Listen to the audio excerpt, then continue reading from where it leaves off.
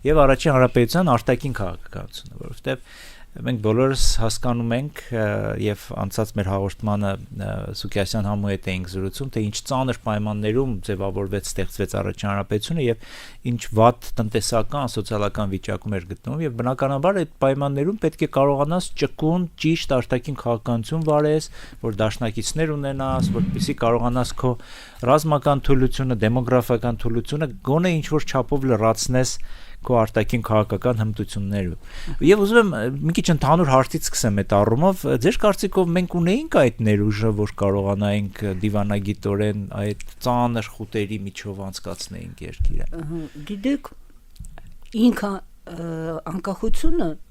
եղել է մեզ համար ստիպողական, չէ, մեր ընտրություն չի եղել։ Ոչ անկախություն սկսելը, ոչ անկախություն ավարտելը։ Անկախությունը բացի տնտեսական ներքին կյանքից, առաջի հերթին գուցե նախատեսում է արտաքին կյանքը, միջազգային հարաբերությունները։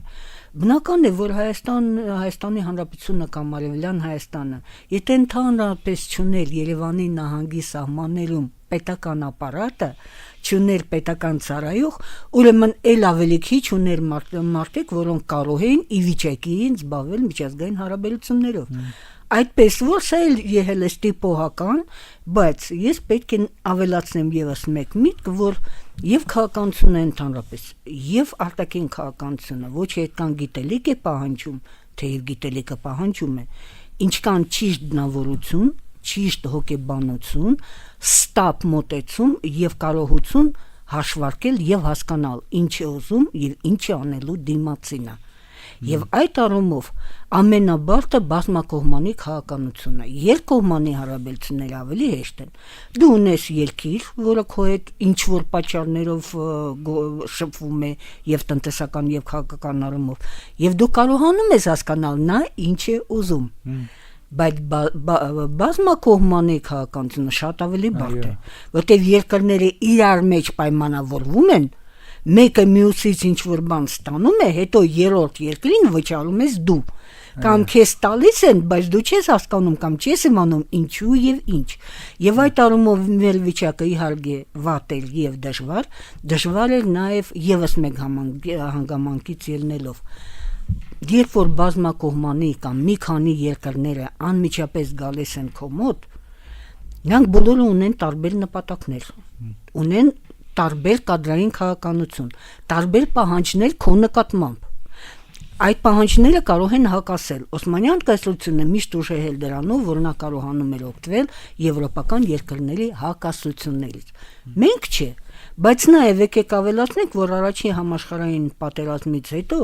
ոչ մի մեծ տերություն, ոչ մի կայսրություն չէր կարող ասել, որ ինքը հաղթանակեց քաղաքական առումով եւ դուրս եկավ ոչ թե կորուստներով, այլ շահով։ Այդ առումով մեզանից ավելի լավ արդյունք սպասել դժվար է, բայց ամենայն դեպս 20 թվականին կար հնարավորություն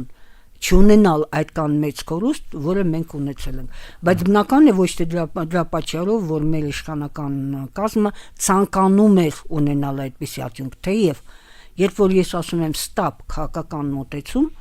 քաղաքականությունը առաջի հերթին պրիորիտետների առաջնույնությունների շղթան է, չէ՞։ Ինչը ավելի կարևոր, ինչը պակաս կարևոր։ Գուցե տվյալ կառավարության իշխանության ժամկետը պակաս կարևոր է, քան թե տարածք պահելը։ Իսկ մենք միշտ չի որ ընդունում ենք կամ քարոզում ենք այդ սկզբունքները